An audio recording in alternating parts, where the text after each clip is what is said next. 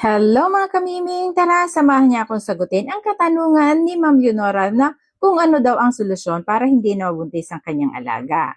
So, ang pinaka-epektibo at pinakaligtas na paraan para hindi na mabuntis ang ating mga alaga ay ang pagpapakapon o spay. Narito ang mga benepisyo nito. Hindi na mabubuntis at hindi na magkakaroon ng hindi planadong mga kuting. Bumababa ang panganib ng impeksyon sa matres o yung tinatawag na pyometra at ilang uri ng cancer sa reproductive organs.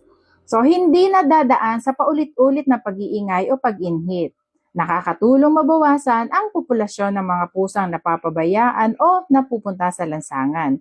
Kung buntis na ang ating alaga, may mga veterinaryo na nagsasagawa pa rin ng spay habang buntis depende sa yugto ng pagbubuntis, kalusugan ng pusa at sa kanilang profesional na pagsusuri.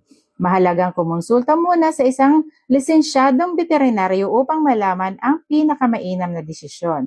Sa madaling sabi, kung mahal mo, ipaspay mo. Ito ang pinakamatibay na solusyon para maiwasan ang paulit-ulit na pagbubuntis at maprotektahan ang kalusugan ng ating mga alaga.